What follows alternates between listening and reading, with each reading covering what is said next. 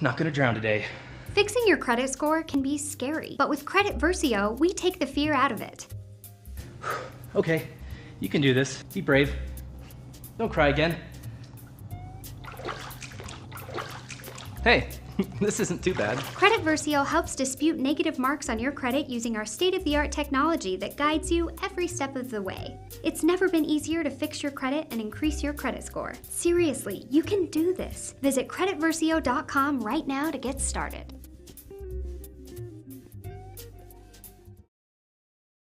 The Cuvée Group is a Florida-based marketing and training consulting firm. We help businesses communicate to their target audience and engage them in conversation. We also help to expand their audiences, which will ultimately result in growth for those organizations. In addition to being a certified constant contact specialist, my colleagues and I are also certified in John Maxwell Leadership Principles. We use these proven principles to conduct workshops, training, and private coaching sessions for individuals and companies looking to take things to the next level.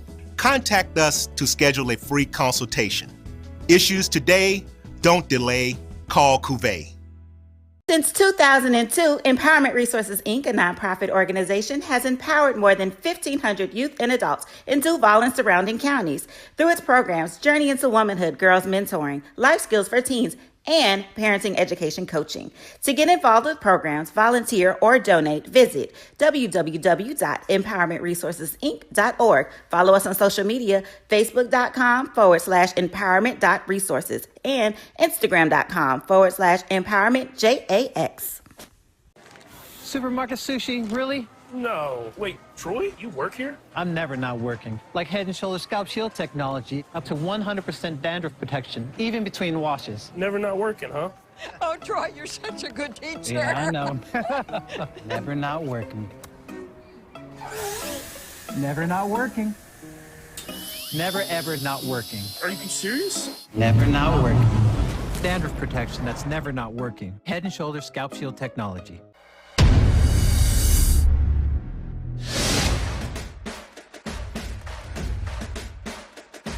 HBCU, League Pass.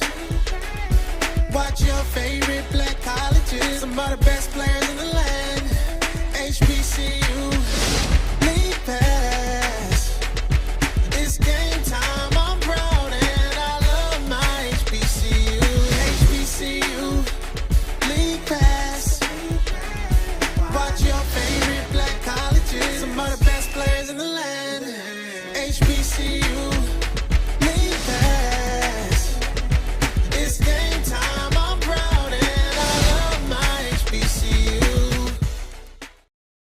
It's never too early to plant the seed, to share the tradition, and instill a sense of pride in your HBCU with your little ones. HBCU Pride and Joy Children's Boutique helps you share your school spirit with a wide selection of adorable kids apparel and accessories officially licensed from your favorite HBCU.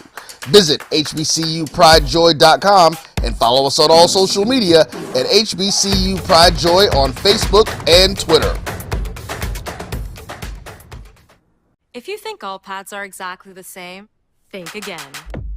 This is Always Ultra Thins reinvented with the Always Triple Protection System. This pad wicks gushes 90% faster, absorbs even more so you can feel dry, and locks odors in. Rethink your pad for up to 100% leak-free and odor-free comfort with the totally reinvented Always Ultra Thins. This is always like never before.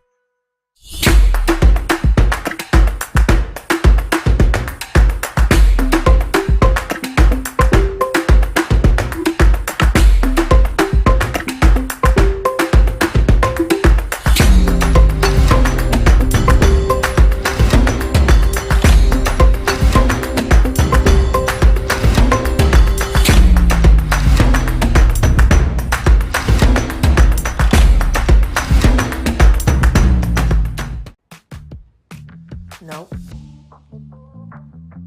Nope. Come on, him? Ooh, I like him.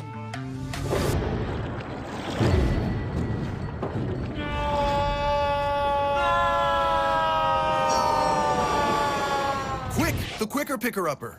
Bounty picks up messes quicker, and each sheet is 2 times more absorbent, so you can use less. He's an 8. He's a 9. Bounty, the quicker picker-upper. When you're looking for the latest information on Southern University sports, the Southwestern Athletic Conference, and HBCU athletics, there's only one place to go. Tune in to the Carlos Brown Show, exclusively on the Black College Sports Network. At CDW.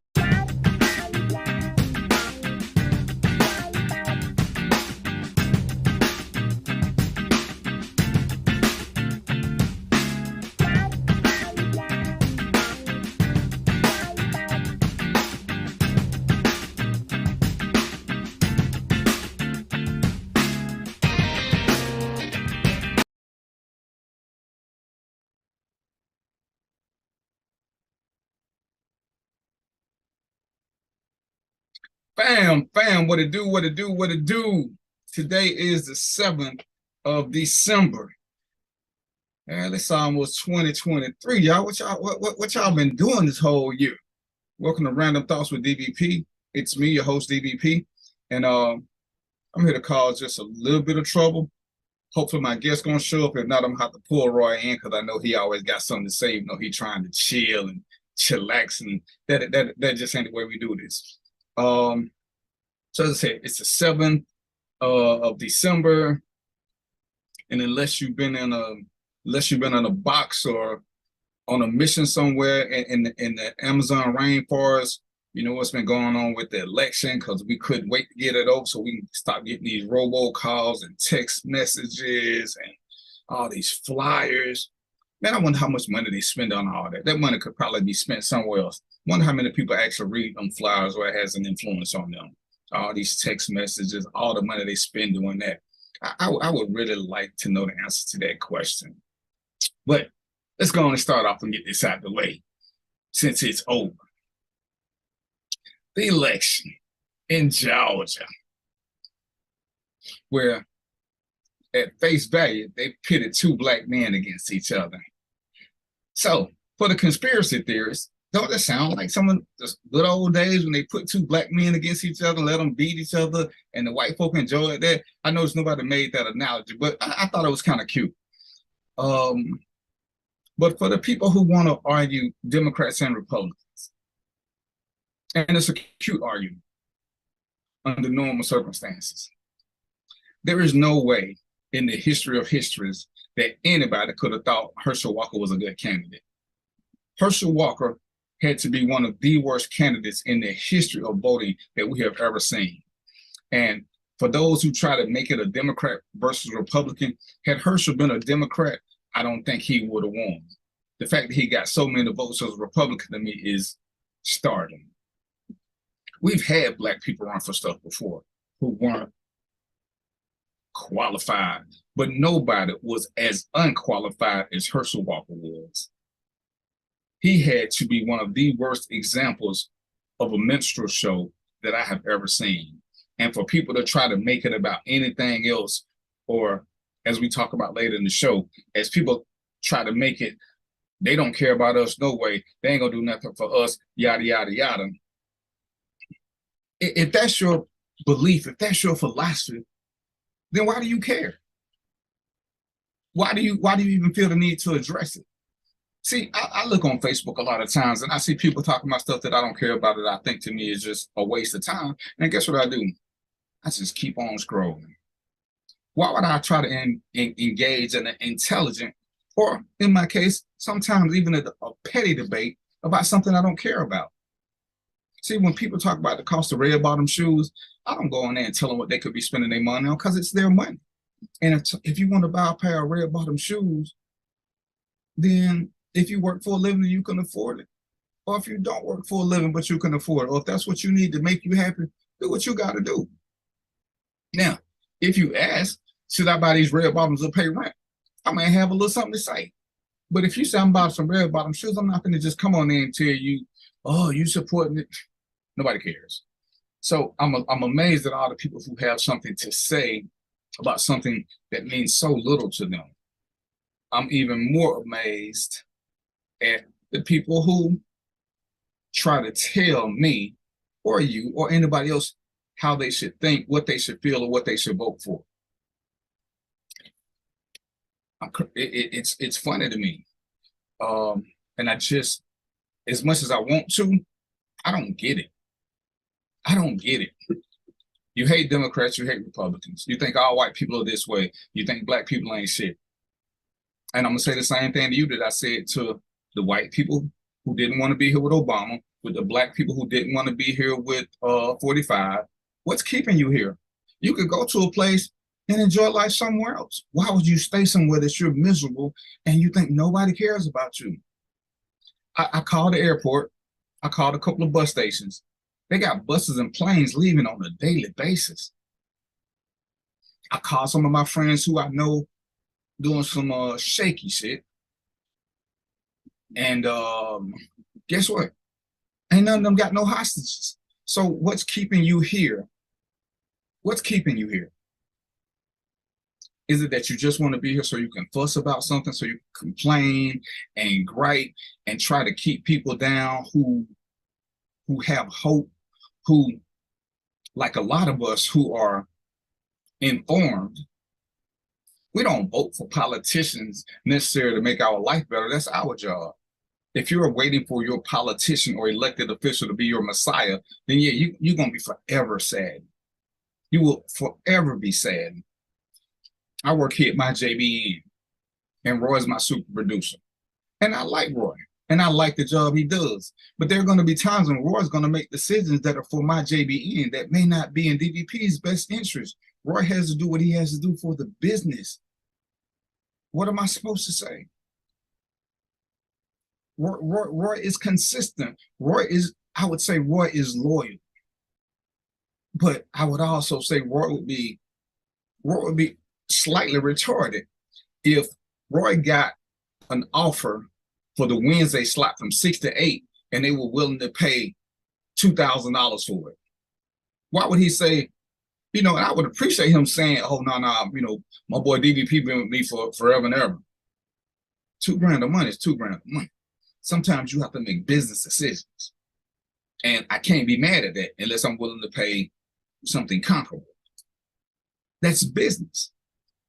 But y'all are waiting for somebody to come rescue you when you don't want to be rescued, when you're not doing anything to better yourself.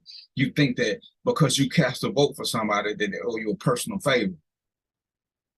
I don't have the final numbers with me, but one, I got over 1 million votes. He can't be responsible individually to 1 million people. That's just not the way this whole thing works. So I'm confused on what it is y'all think y'all want and why you think you want it. So that just, it's insane to me that we think like this. It's insane to me that as opposed to respecting each other's opinions and value systems, if I choose to vote and you choose not to, let me be responsible for my choice and you be responsible for yours. For the people who don't understand politics, just say that. And when you see political discussions, sit back, watch, learn, listen.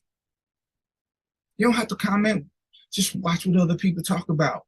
Pick up on the points. When they tell you stuff, if you don't understand, go to, we got tons of the greatest search engines available. This is the age of information. You can check things out yourself. But quit trying to shame other people. Quit trying to bring us other down. Quit trying to share your P.T.S.D syndromes that don't exist. So on this show, we're going to talk about PTSD in the civilian form. Because I'm a vet. For us vets, it's post-traumatic stress disorder. But as we love to take things over, and we love to create our own things because we think we're special, we're going to talk about post-traumatic slave disorder. Because every time something goes wrong, we swear that we got this from our ancestors. We swear that we got this from our grandparents. We swear that we got this from something in our past, which is slightly insane to me. I believe, DVP, that if I've never done something, I can't claim it to be a liability, and I do it because it's genetically predisposed into me. If somebody put me on the cotton field, I wouldn't have a clue as to how to pick cotton. Not a clue. I don't know how to shuck corn or peas or whatever, none of that stuff is. I don't know that. I don't know how to build houses. There's a lot of things I don't know. And it's amazing that when we say we're suffering from PTSD in the Black form, all we know is violence and crazy stuff like that. But where did this come from? What's up, Travis? Where did this come from? We sit back and we want to blame the worst of us on other people, never accepting ownership, never accepting the fact that something could be wrong with us,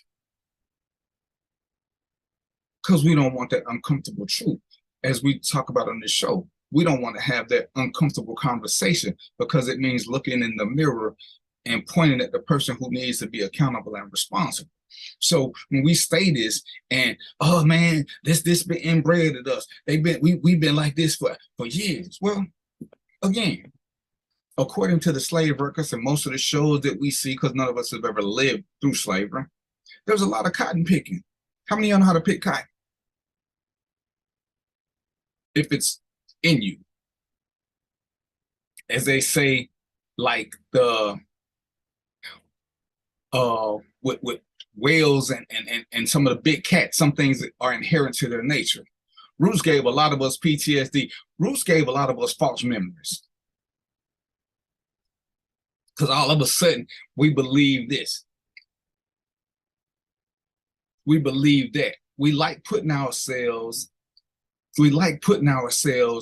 in situations so we can talk about what we did. Because how many people talk about, oh, that wouldn't have been me. I would have did this. I would have did that. But you won't even defend your neighborhood. You won't defend your spouse. You won't defend your kids. All of a sudden, you're going to defend a man who has the ability to kill you, to torture you, to rape you, to maim you. I hear what you're saying, players, and it sounds cute. But again, what makes you think that you are going to do any of this? Stay crunk, believe what you want to believe. I ain't mad at you. But a lot of things that truly gave us PTSD were self-inflicted. We tell each other what we can't do. Then we bite into that apple. Because there is no way in this age of information, in this age of social media, you can't see positive change. It might not be moving fast enough for you. It might not be what you want, but you can't ignore the truth. Most of us didn't get to be who we are by simply taking one nap. We evolved, we morphed into who we are over time. I'm 56.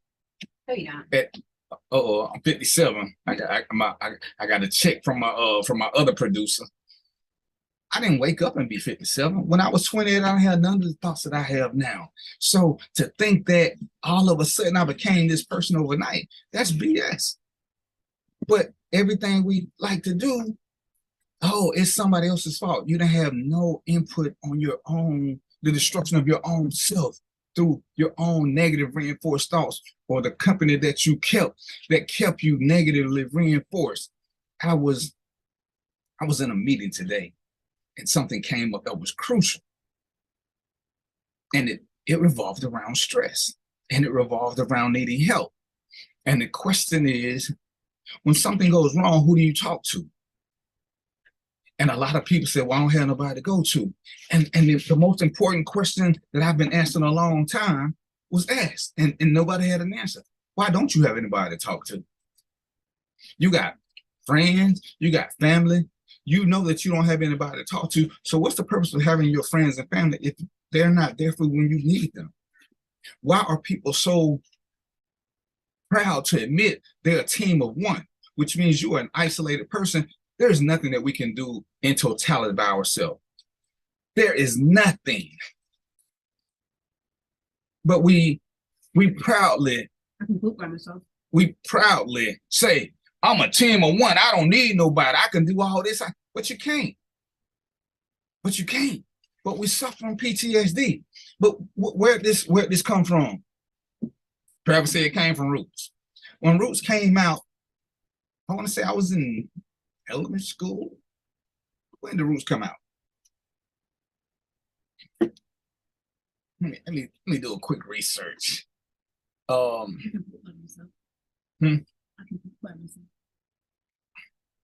know they can hear you. But why is it we have this mentality and we're proud of it? What caused this?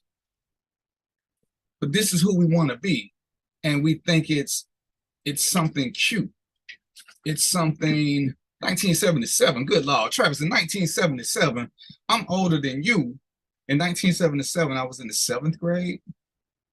So that would have made me 12-ish. I wasn't born yet. I can't say I had no kind of PTSD at 12. I didn't even know PTSD didn't even exist at 12. So, Travis, how did they give you PTSD? This ought to be interesting. What disorder did you have? I'm sure you've never been lashed before. I'm sure you've never been on a slave ship before. These are things I'm willing to bet, and I don't know, but I'm pretty sure that it didn't. So when we love to claim this because it's our reasons for not being able to do better, because we like excuses. We like excuses. It started. And well, I ain't gonna say that. A big part of it was with this election. I see that people who look just like me and you were telling us not to vote. That us, people of color, are still pushing the narrative that voting doesn't matter. Even though people who look like me and you, people of color, have seen what they do to try to stop us from voting, the measures that they're taking. Let me ask you a question, ladies and gentlemen. When you don't care or somebody has no influence, why do you care what they do? See, there is nothing that my neighbor can do with his car that's going to stop my mortgage from getting paid. So why would I let that stress me? We are sitting back and we are pushing the narrative that we have nothing. Your former president came on TV and said because he lost an election, the Constitution should be done away with. The Constitution that is already limiting our rights to vote.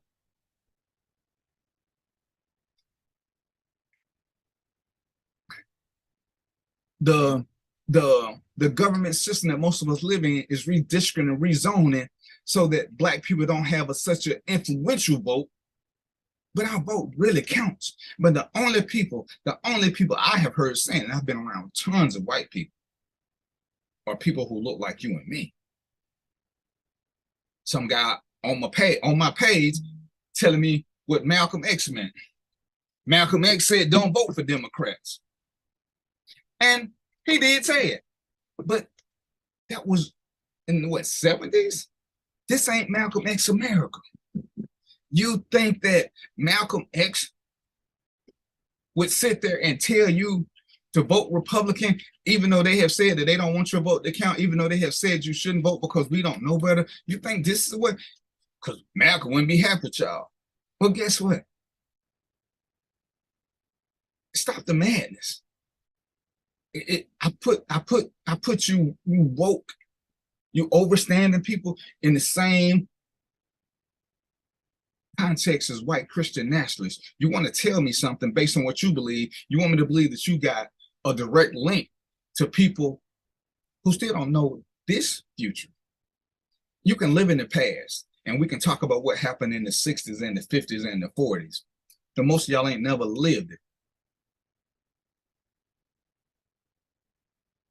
And it makes it easy for you not to have to do something. It makes it easy for you to be your own antichrist. You're doing it to yourself. And it's okay. But why don't you want to evolve? And You know, this young brother, I'm sure he actually meant well. He was just arguing with the wrong person on the wrong day. You know, the definition of insanity is doing the same thing over and over again, expecting different results. Well, I looked up the definition of insanity, and damn it, that ain't it. Insanity means doing something crazy. Insanity ain't got nothing to do with doing the same thing over and over again and expecting different results. And if you want to quote Malcolm, and don't get me wrong, I quoted Malcolm before. My wife has quoted Malcolm. You cannot quote Malcolm and then use that in the same context with a white man called Albert Einstein, because I'm sure Malcolm X never quoted Albert Einstein. The two don't exist. That's got to be one of the craziest shits going. You gonna quote a white man when you talking about Malcolm? Make it make sense to me. Make it make sense to me. Exactly, Antoinette. We have evolved. Malcolm evolved. Who he was from what Detroit Red to Malcolm X to L. Hodge, Shabazz, I forgot his whole name. Those are all different people. The evolution of Malcolm X. If we're going to do this in this age of information, we have to understand that things change. People change. Situations change. If you study history in this age of information, you will know that the Democratic Party used to be the Republican Party, yada, yada, yada. Politics ain't all that deep. But for some of us, we don't vote along party lines. We vote for a candidate who can do something, not everything. Not everything. Warnock, for instance, he's helping regulate the price of insulin. Well, guess what? I'm not a diabetic. I don't actively know of any diabetics. So does it benefit me? Nope. But it benefits other people. So am I selfish? Well, he ain't did shit for me. That's not how the system works. That's not how the system works. And sometimes there is truly no good option. And then what do you do when there's no good option? You can pick the best option that's available. You pick nothing. Or you pick nothing, and whatever happens, you accept it. But you can't have it both ways. You can't have it both ways. Closed mouths don't get fed. So if you don't mind letting people tell you what to do and how to do it, that is fine. Be you and go with the flow. But if you do, then you're going to go out and vote. That way you got a right to complain about the situation. You have a right. See, I'm going to read something, so I'm going to look over this way right quick. Because when the brother quoted it, because I hate that Albert Einstein quote about what insanity means. Because I know what insanity means, and it don't mean doing the same thing over and over again. That's some shit we adopted and we try to make realistic. But look in the dictionary and see if you see anything about Albert Einstein. It don't exist. It's funny to me when people talk about, you know, Malcolm said don't vote for Democrats. But then when you go to the ballot or the bullet, Malcolm X advised African Americans to judiciously exercise their right to vote. That's what he said. But he cautioned that if the government continued to prevent African Americans from attaining full equality, it might be necessary for them to take up arms. See, Malcolm X told us to fight if they wouldn't do what they want to. If they didn't do it, but we missed that part because we love symbolism. We love violence. We love the thought of fighting for other people because we don't want to fight.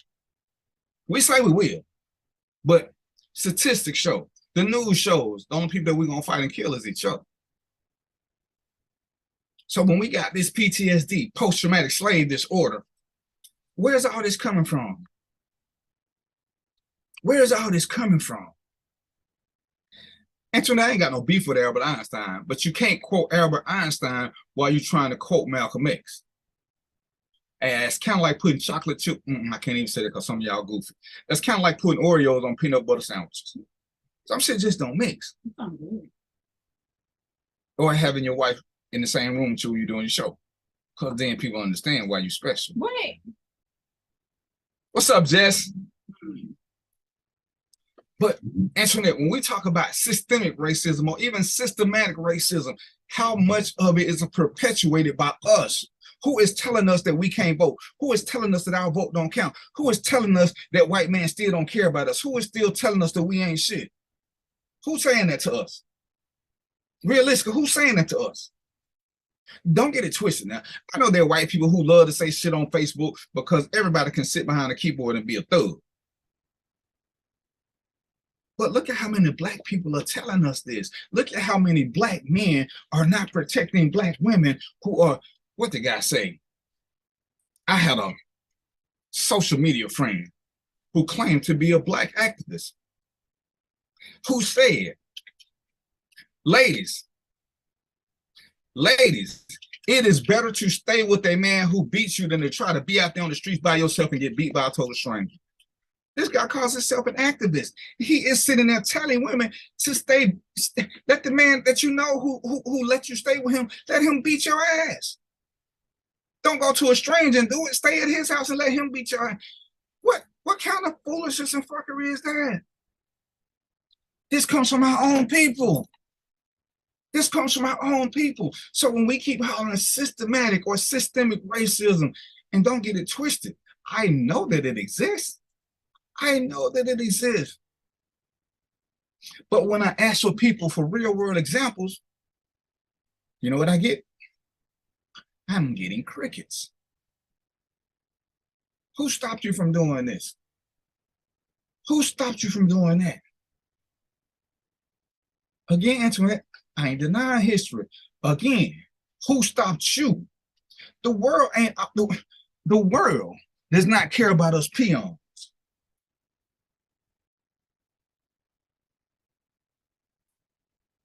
I heard about some of the banks who make it hard for people to get housing, especially people of color. I can't speak on that. I have never had a problem getting a house. Do I believe it exists? Yes, I do. But I cannot speak on it. I cannot speak on extra high interest rates. I cannot speak on it. I am a veteran. I cannot speak on how bad the VA has treated me. The VA has been excellent for me. I will listen to other people's stories, but I can't say that I'm a part of that system because to date, it has not affected me. But when I worked for the sheriff's department, the promotions I did not get were not because of systemic racism or systematic racism. It was because of people who looked like me who thought I shouldn't be promoted. Every time I got hit at the door, every time I got hit with negativity, every time it came up why I wasn't a good candidate, it was from people who looked like me. But then when we go to the back and I didn't get promoted, you know what my peers would say? Man, the white people ain't gonna let you get promoted. It wasn't the white people who were stopping me. We can't keep sitting there saying that if you don't have specific instances. Are there some white people who ain't shit? Absolutely. Are there some black people who ain't shit? Absolutely. When I asked the ladies, Antoinette, Jessica, Trina, I'm gonna ask y'all three ladies because all y'all right here right now. Who has treated you worse, black men or white men? Simple question. I want to hear about no other body. Who has treated you worse, black men or white men? If I ask Jessica, Antoinette, and Trina, how many white men have you heard call you the N-word? Simple answer, just a number. How many white men have called you the N-word? So when we talk about this systemic problems that we have, where are they coming from? If we are being honest, I agree that history did what it did. And there are some things that happened to our ancestors that were deplorable. But how long are we going to live in the past? How long are we going to keep sitting back talking about what happened back then before we try to move forward? Malcolm moved forward. Malcolm evolved. You can't stay in a state of hate the whole time You can't create your own mental disorder and blame other people for it. What don't you hear no to? So when we got this PTSD because we got a slave mentality, because that's all we know, well, how come we can't pick cotton? Why is it all we know how to do is fight and kill each other? Because I'm thinking, back in the slavery days, when did we have guns to shoot each other? And as my people like to tell me, chin right here to the side, so if I look over there, don't pay it no mind. Did you ever hear about slaves having guns? And didn't they stay close to each other? In Django. I'm gonna stay up here. But didn't they stay close to each other? Yeah. Ain't that why we commit crimes? So we stay close to each other. But we didn't hear this happening with slaves. So how did we learn to start committing crimes against each other? When were slaves raping slaves? We ain't heard that story, but we don't mind raping our women and children.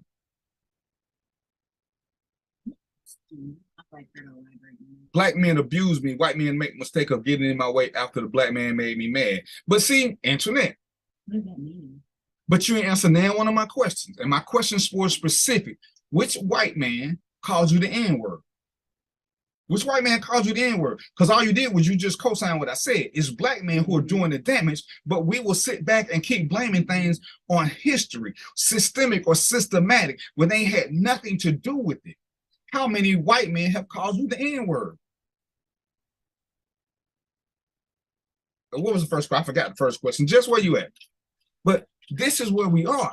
And we are quick to blame other people because we don't want to blame the ones that look like us. So we fall behind, we fall deeper into a ravine and repeat the same, we regurgitate the same bad information over and over and over again. Why don't you matter? Why don't you matter?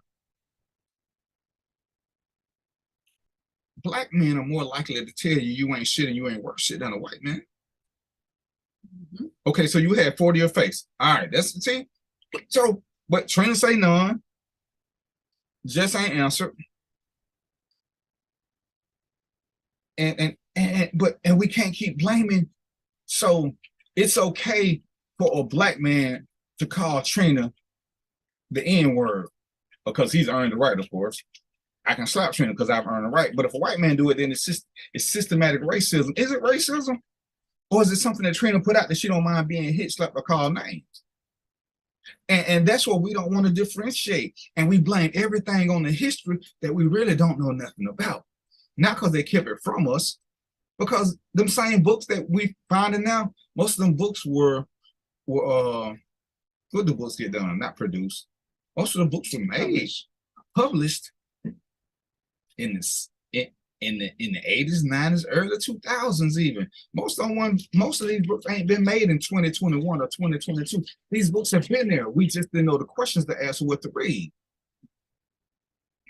So who is the most disrespectful person to you? Is it a black person or a white person? So then you can tell me about how systematic racism or systemic racism caused black people to be more, oh, but that's because the white man made it. I was having a conversation with a friend / mentor. And the question came up. Antoinette, you my age. I'm not. Roy's close to my age. Roy, you still there? Or you off making business deals? I'm multitasking. What's up? Okay, I'm gonna need you for a quick hot second. I'm gonna let you go back. When we look back at mainstream TV, and Roy's been in television and media for a while. When we look at mainstream TV, what's the most racist show most of us have ever known about? You said what's the most racist show? Yeah. Oh, hell, All in the Family. All in the Family, for me and Roy. For me and Roy's generation. Roy, do you ever remember on All in the Family, do you ever remember them saying the N-word? He was quick to say them people, you people, and that. But do you ever remember him saying the N-word? You know, now that I think about it, I thought they did, but maybe not. They did not. They did not. Now, here's a thought for you. Here's a thought for you. See, Roy, Antoinette, DVP, we all agree that All in the Family was the most racist show of our time. But think about this, Roy. When we watched The Jeffersons, how many times did George say cracker or hunky? It was a regular thing. Every third word. What was that? What was that? But we didn't say a word. Archie Bunker never said the N-word. He said you people, even if he said colored. Yeah, we say colored, but he never said the N-word. But George Jefferson was the most racist person that most of us had seen. And he had something. He had his own dry cleaners. He had his own condo, townhouse, whatever it was. George race, every third, fourth word was cracker and honky, cracker or honky, cracker. He was the most disrespectful person on TV. And we loved him. But we'll say that Archie Bunker was racist. But if I ask you what Archie Bunker did, Archie Bunker just didn't like black people. But what did he stop us from doing? Bunker didn't like nobody. Say it again, Roy? He didn't like nobody different. He didn't like nobody. It wasn't just black people. Hell, he didn't like his son. He didn't like his, he didn't like his son-in-law. Yeah. But we will sit back and without being prompted, the first thing we said was All in the Family, Archie Bunker. We didn't say the Jeffersons, but Jefferson by far was the most racist show that we saw. Even on Good Times, you didn't hear them saying cracker and hunky. You didn't hear them say it. They talked about, Mike might have said it a couple of times, but nobody said it the way George Jefferson said it and did it, and said it to white people's face. When I asked, where did this N-word come from? Again, we're my age, Antoinette, you my age. When we watch blaxploitation movies, how many times do we see the men refer to each other as niggas? They don't do it. So where did we pick that up from? See, that ain't what we got from them. The older people didn't do it. They said jive turkey. They said other things, but they never friendly called each other niggas. They never called women bitches and hoes. So where did this come from? As we all claim systemic or systematic racism. All this came from within us, and we want to blame somebody else so bad because we continue down this pigeonhole, but we're doing better. But the better we do, the more we call each other names. Listen to some rock and roll music. Listen to some whatever it is that white people make. And see how many times they refer to bitches and hoes when they talk about going to the club. Norman Lear, slave master, got paid and was a bona fide thief. What does that have to do with George Jefferson saying crack and honky all the time and Archie Bunker never saying the N-word? See, we can't keep deflecting and then claiming what's happening to us. And that's my point. We want to blame everybody else. But where do we pick up these words from if they weren't used by us, if they weren't used against us? Now, I ain't saying the N-word wasn't used against us in slavery, don't get it twisted. But for us to have developed it because we were this, he was a producer. Okay, he's stealing. What does that mean? What did Archie Bunker say that was racist? When did he say that we were never gonna be shit? Because I was All in the Family fan because I liked Archie, because Archie didn't like nobody. George Jefferson made it his point to be offensive. Archie Bunker barely cared for Edith. That he wasn't racist, he was mean. Archie Bunker was mean. Archie Bunker was uncaring. Archie Bunker was disrespectful to everybody. Was he not, Roy? Everybody. So, if Norman Lear was the producer, what is he saying? That Archie Bunker was mean to everybody. But again, where do we pick up these bad habits from? We didn't get them from our ancestors because they didn't possess them. See, when we talk about slavery, when we talk about the good old days, and again, a guy said some crazy shit when I talked about men and women's relationships. There was a time in our past where older men valued younger women. They valued them enough to marry them at a young age. We don't like that now because we call them Chester the molester. But Trina would get married to an older man because he could take care of her. It actually makes sense. So when did we lose that value? Which part of systematic or systemic racism caused us to veer away from that? Which part? Because I hear people say all the time, my grandmama and granddaddy, they was married 40, 50, 60, 70 years. So why don't we pick that up? How do we pick up the worst habits from people that we ain't never been around, but we ain't pick up none of the good habits of nobody else? But we talk about, we see this all the time, but we go back to something that none of us can remember, and we keep doing things that did not come from anything we've experienced. It's what we want to do, and it's easy to play. It's easy to play semantics and blame it on the system. We always been an oppressed people. And if I ask you, tell me something that you wanted that somebody white, not a corporation, but somebody white stops you from getting. Then people want to tell me about their ancestors. I ain't asked about your ancestors because you can't speak for them. No more than I was having a conversation with a guy today, and he was telling me about his grandmother and grandfather's relationship, but how his mother and father's relationship was fractured.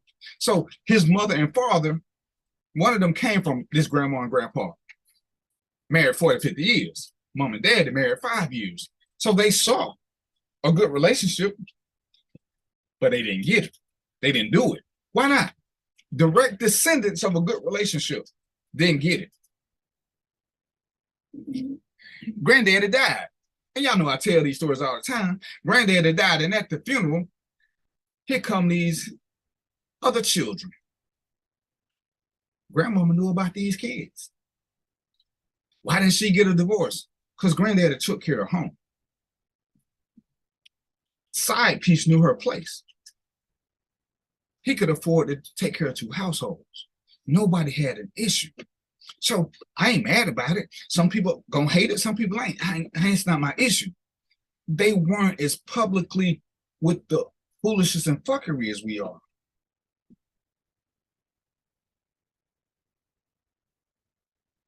But oh, the white man won't let us have nothing. What won't he let you have? Right, you ain't got a cut come on. How many white people have stopped you from trying to do this? My JBN. How much resistance have you run in from white people directly? Oh shit, I forgot he on the phone too. My bad. What Trent say? An apartment that I wanted. He was happy to show it to me when he thought I was white on the phone. Okay, see, that's a good example. And it's even more important why we should get our own shit, as opposed to sitting around praying on each other.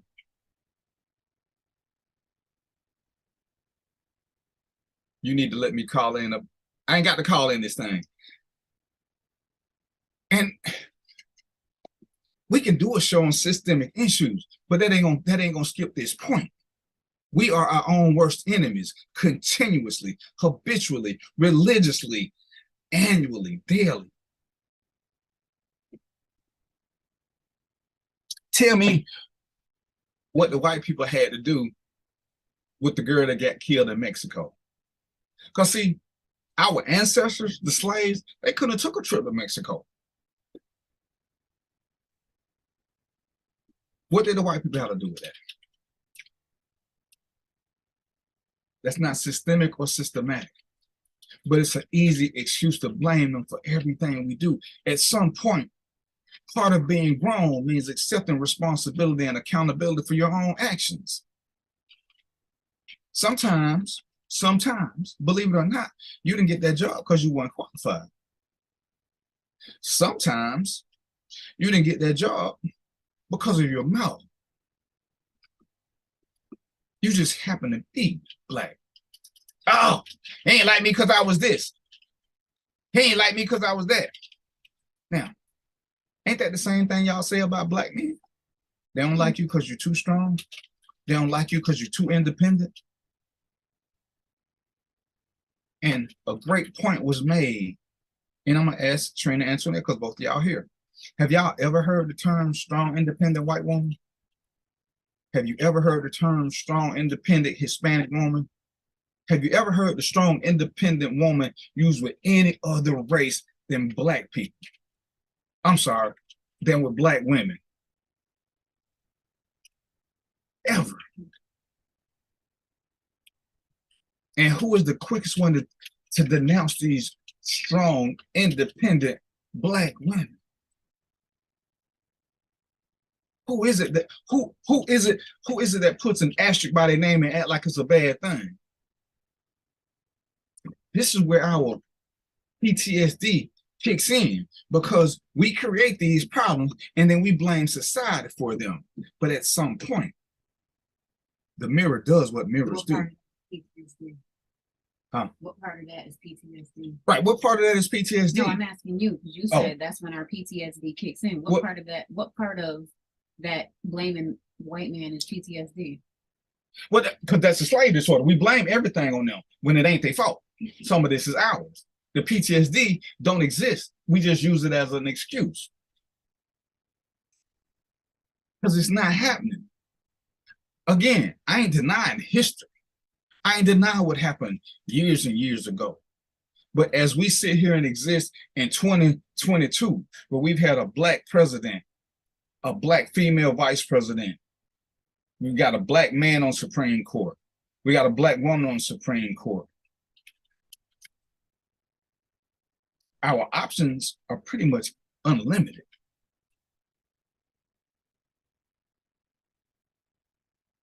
Hey, Roy, my guest is trying to get in. So we have unlimited. I ain't gonna say that. I ain't gonna tell a lie. We have potential. We have unlimited, but we spend more time saying that we don't, because the people that put your camera on more time saying that we cut your mic down.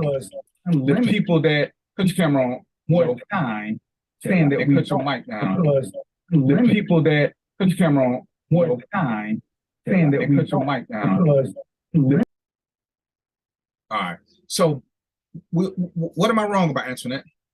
You'll say this, but you got to give me some examples of what am I wrong about. And let me introduce Mr. Moser to y'all. He's one of the dudes that I respect immensely. When I made some statements in previous shows or on previous shows, he corrected me. And not only did he correct me, or I'm sorry, he challenged my answer. He challenged my answer and came back with factual data that after research, I had to admit he was correct.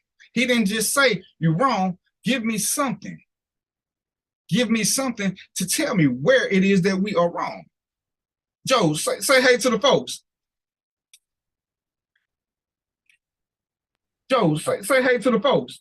I'm trying to figure out why we got this feedback, because I'm seeing two screens of you. Joe, okay, turn off the mic for the screen for the show and just keep on the mic for the Zoom. Okay, turn off the mic for the screen for the show. I mean, not the mic, the speaker for the Zoom. Okay, turn off the mic for the screen. Yeah, because I'm hearing myself 3 times for the Zoom. Okay, turn off the mic for the screen. Yeah, because I'm hearing myself 3 times for the Zoom. Okay, turn off the mic for the screen. Yeah, because I'm hearing myself 3 times. Right, can you mute him right quick until he figures it out? Turn off the mic for the screen. Yeah, because I'm hearing. All right, so till we figure it out. But Joe, if you see the random thought screen, turn that sound all the way down. On the Zoom screen, let that sound be the one that you're hearing, because that's the live sound. And then when you're ready, do your thing. But we keep when things happen, the first thing we want to do is go back to revisionist history. And that's not the way to go. The first thing we got to do is look at ourselves and see why we are like we are. Why are we like this? Who is actually to blame for where we are? Who? I bought my house. I bought this house that me and Trina live in right now. I bought it from a white man. I'm sorry. Our realtor was a white woman. She told me when we put in the bid, we might not get it because somebody will outbid us. He didn't have to choose me. He saw me. He knew what I looked like. I met him. He could have said, I don't want to sell to no black guy. I know there were people who outbid me. So did he sell to me because he felt guilty about some shit his ancestors said?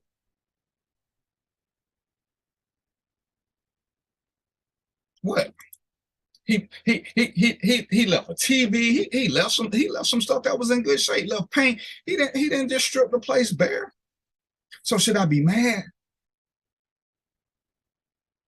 So when we talk about it, and again, I ain't never gonna let go of history, but how long do I live in history? Trina, she right here next to me, so I can talk about her. You're talking about me anyway. Trina grew up in a single parent household. Should she hold on to that forever and say that all men ain't shit or whatever the connotation is from that? Or does Trina have to live her life? I cannot say the past has no effect on the. I didn't say that. What I said is we can't keep living in the past, Antoinette.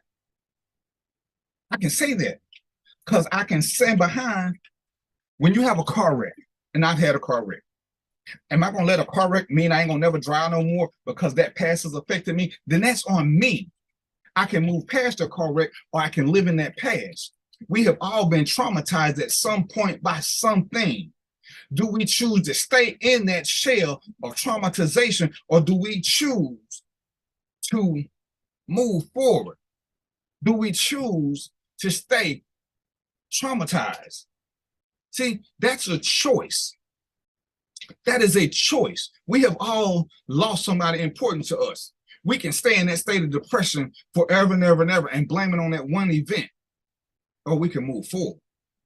See, then there's the difference between PTSD and just not wanting to do. And it's easy. It's always easy to blame somebody else. Because as long as I got Trina to blame, I don't have to try to make any type of change. I don't have to take any kind of accountability or ever try to be a responsible person, because I can forever blame Trina. At what point do I stop blaming other people for my unwillingness to progress, evolve, let go? What they say, you don't have to forget about the past, but you don't have to keep reliving it. Again, I'm gonna pick my wife because she's right there, and I know she ain't sensitive. Joe, did you fix your mic? Say something right quick. We'll see if we get this echo. I think we're good now. We good now. Trina, do you believe in systematic racism? Yes. Do you believe in systemic racism?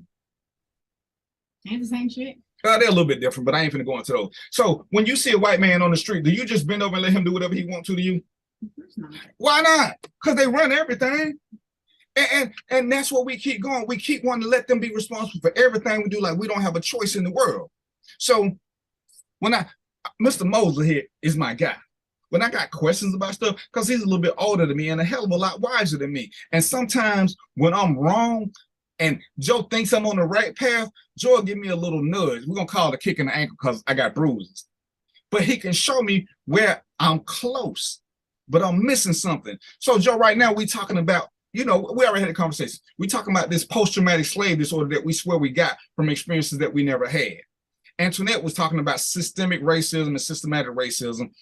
And, you know, my question is, Joe, how long can we live in the past? How long can we keep letting things that never happened to us affect our ability to go forward? Well, I think that we need to clear some of this up. First off, PTSD, post-traumatic slave disorder, let's clear that term up. Systemic racism and systematic racism all are the same thing. Now, it's kind of like diagnosing a disease. When we talk about COVID or we talk about a flu is part of a larger pattern. So when we talk about systemic racism or that, I don't think, at least in my travels, that we should never, ever forget about them. And to make the argument that we should stop talking about things that didn't happen to us, I would challenge you to tell me what didn't happen. I would be more inclined for you to tell me what it is that we haven't had happen to us that we're fighting about. But particularly the PTSD as it applies to Black people in America, I just finished some books. In fact, you and I talked about them, and I'm going to send you a copy, names of them that I think everybody should read. One, it talks about African founders, and it translates and it talks about how different parts of the country, how different parts of the country had their own places where they get the slaves from. So the diaspora of Black folks is mixed. I mean, people do not realize that we're talking about over 2.5, anywhere from 2.5 to 25 million enslaved people were brought to these countries. 25 million. So now, when you start talking about issues of what didn't happen to us, I would challenge you to tell me what it is that we're fighting about that did not happen to us.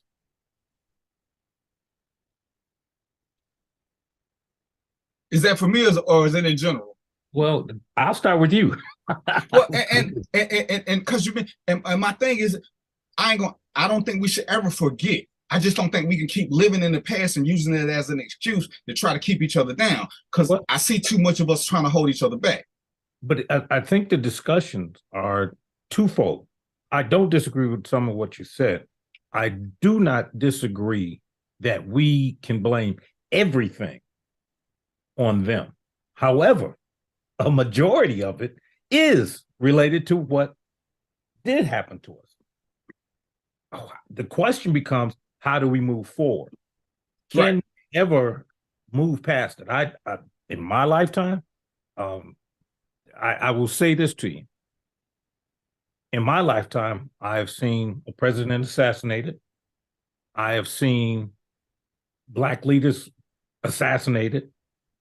I've seen gangs get blown apart and then seen what the results were. But then if we look at what they did to the Black gangs and you look at how they treated the mob, again, you start seeing the difference in the treatment of our people. Now, I know that's a big field, but I will also say this. If you look at how the government treated the Black Panthers and put that in context of, let's say we got to get rid of this scourge, but you didn't do that to the mob. You didn't do that to any other group. Now, certainly here in Chicago, when we started talking about gangsters, we had some real ones. I mean, Al Capone, but we also had a guy named Jeff Fort. We had a guy named Larry Hoover. And all these other gangs came about as a result, they came about as a result of these ideas. The Latin Kings were not formed in New York. They came from Chicago. So there's a lot of dynamics there that we, as Black folks, we need to dissect. And here's the problem I have. In most of these Ph.D. programs, I have yet to see anyone come at and talk about the destruction of what these gangs have done, or what do we do about them going forward? I mean, there's so many things that we're just getting on the cusp of things that they've been discussing for years. One of the things that and you and I talked about before, let's talk about the voting. We've had people that will tell you, you don't have to vote. It makes no difference. That's absolute crazy. Just in your state alone, in this last election, you had a guy named Herschel Walker who said some of the most, well, there are people on this board that agree with his election. But did voting, now, whether he likes him or not is not the issue. I think what I'm truly trying to say is the fact that voting is such an important issue, and we as a people downplay it. Now, when we talk about the P.T.S.D, what did they do to us? They told us that voting wasn't important. Right or wrong? Now, what's the one thing they talk about now? And this is where I want us to differentiate between who are the theys. Okay. Because back when you first started, they who told us not to vote were who? Okay. And now when they are telling us not to vote, it's not the same people. Point taken. And I think that's where when me and you talk, that's what we get into this. Why is it that people who look so much like me, not forgetting the past, but people who look like me and you, we are causing this amongst ourselves because we are beating each other down. They don't have to do it anymore. They done moved on to something else because we are so destructive. And where do we learn this from? Because our grandparents wanted to vote, so we didn't get it from them. Right. Say it again. They fought for it and died for it. But right. So where do we get this mentality that voting doesn't matter? Because it couldn't have been from the disorder because we too many. A lot of us are too many generations removed from it. My grandmother could vote, and she took great pride in it. Now, if we go back 2-3 generations, I can't say nothing about them. But my mother and my grandmother took voting as one of those things that was a must. Unless they hospitalized and in NICU, they're gonna vote. So why would I sit back and say that I was told I couldn't vote or voting ain't that important and blame it on PTSD? Oh, it looked like we lost you. No, you didn't lose me. Okay. Let me go back to a very base point. When we look at the destructions, and my son is trying to sneak in, he wants to show his face. It ain't late. He ain't passed his curfew yet. Here, no, get out of here. What's going on, young fella? He can't hear. I got my ears in. So you got one of them fake backgrounds. Oh yeah. Oh, you trying to look smart. Oh, Joe mad at you. Oh man. Them ain't your books. Oh. No, but you don't want to see mine. But anyway, let me say that one of the things you talked about earlier, and I wanted to comment on, was what do they do and how have they been effective in some of those issues. The fact of the matter is, for a long time and for centuries, I taught our people that we weren't shit. Pardon my language. And that has played into the psychosis. Part of the PTSD is understanding that if you tell a person long enough that they ain't shit, they'll believe it. And from 1619 to 1864, if you believe that was in slavery, they told millions of people who were our color that you weren't shit. Your life didn't matter. Right. So you got 200, 300, 400 years of constant beratement. So what did you think that was going to happen? You thought that all of a sudden that because you're free, allegedly, that the psychosis of slavery was going to disappear? No.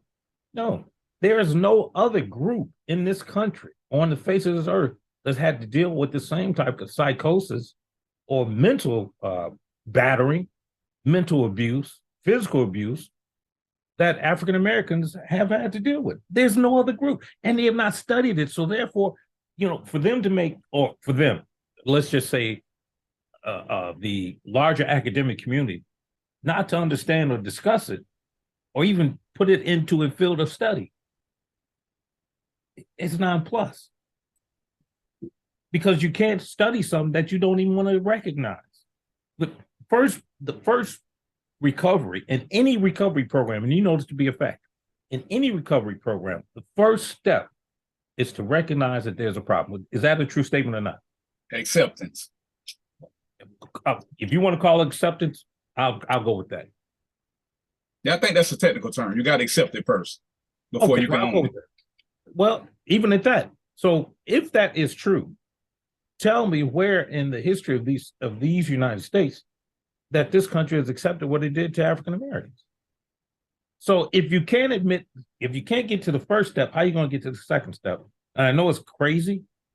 I know it's kind of oversimplifying it, but it's a fact. From drug addiction, sex addiction, narcotics, whatever, you've got to admit that you had a problem. And we are not doing that. This country refuses to acknowledge what it has done. Now, in a couple of the books I'm going to send you, when you look at the numbers and you look at the treatment, I have a book. It's called Advice Among Masters. I think I told you about it before. In Advice Among Masters, it talks about how it's a manual of slave labor. How do you treat your slave? Do you know in this manual that it said that you give your Negro a dram of arsenic to keep the sheen on his or her skin? They poison our people and put it on paper. Now, for me, having done the genealogy and having found my great-great-grandmother's stale papers, that hit a nerve. And it should hit a nerve for every African-American. Now, you'll hear the argument that all Black people weren't slaves. Well, that may be true, but there's 25 million that were.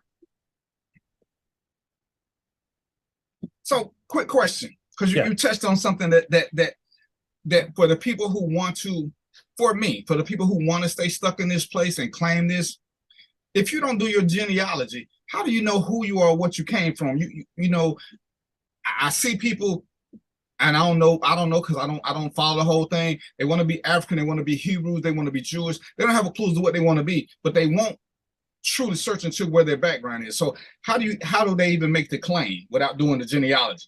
Because we so scared they're gonna plant our DNA on the crime scene. Well, come on, man. I'm just telling you, you seen it. No. You done heard it. Yes, I have. Yeah, I have. Certainly, it's within certain groups' power to do a lot of bad things. I mean, just because they call it conspiracy doesn't mean it isn't. Okay, so let's just put that in the back of the playbook. However, that being said, you have to start somewhere. When we talk about things like Jewish or being Hebrew, being whatever, those are all social constructs. Race is a social construct. Let's get that correct. Let's be clear about something. When we start talking about DNA, when we start talking about the strands that make man melanin or non-melanated, where do they come from? The fact remains that the study is still under review. We want to say that we know everything. We don't know. We have no idea. There are places on this earth we haven't been yet. That being said, however, we have to find out who we are. We can't talk about no one else until we talk about us. So why is it, and you know, I mean, you talked about this. Again, why is it that we're gonna remember the past? But why is it that we are so stuck on telling people what they can't do when in reality, and I hear what you're saying, but in reality, it never happened to me. It never happened to my mother. So where did I get this from? What kind of overlapping inherited DNA that I get that'll take me back to a slave thing? But all I remember is this. And you know, and I was being slightly facetious when I said, I don't know how to pick cotton. If you put me in a cotton field, I'm gonna be lost. So if we got all these slave disorders, how do we pick the worst ones? And some of the worst ones don't even exist. I don't need too much, but when right before you came on, we talked about what was the most racist show in our day. And most people agree it was All in the Family. And my question was, because I went back and I watched some more, Archie Bunker never said the N-word. He said you people in color. Right. Whereas George Jefferson, every 3 minutes he was hollering cracker or hunky. To me, it was the most racist show because it was always racial slurs being thrown. I can't say I ever heard Archie Bunker throw a racial slur other than you people, which is funny because as my PTSD kicks in, I'm offended when people say you people because I know what you people mean, but I learned that from Archie Bunker. So how do we start progressing to acknowledge and accept our own and not pass them on and blame it on the past that we never experienced? Well, I again, you and I go at it quite a bit, but I have to disagree on a couple of issues. First is that we are playing catch up. And here's what I mean. From 1619 up until the 1700s, when we start talking about the Revolutionary War, moving forward between there and understanding what really caused the Revolutionary War. What the Revolutionary War, if you look at it, was not about some new freedoms. It's about economic interests. Believe it or not, George Washington was almost a poor man, but he got a decree from King George at the time that he could have the acreage from, I think it was from Delaware to the Mississippi. He just gave him millions of acres of land. Now, just for a quick story, Ben Franklin was granted a grant too. It was called the Wisconsin, I believe it was called the Wisconsin, I'm trying to remember the exact name, but one was called Illinois, believe it or not, and one was called Wisconsin, and they was land deals. But how do you give away land that doesn't belong to you? But again, so now we see how institutional racism starts, because you're giving away land that doesn't even belong to you. You're taking land from the indigenous people, which you don't even acknowledge have rights.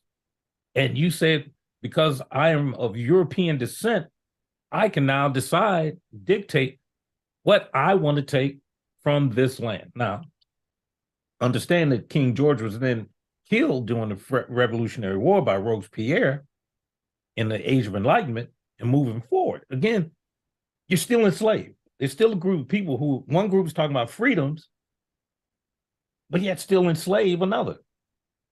And at the time, the religion of the time at the moment was Protestantism. Now, when we start talking about, Christianity and all these, I mean, we could delve into this thing, go right down this rabbit hole all night. But my point to you is this.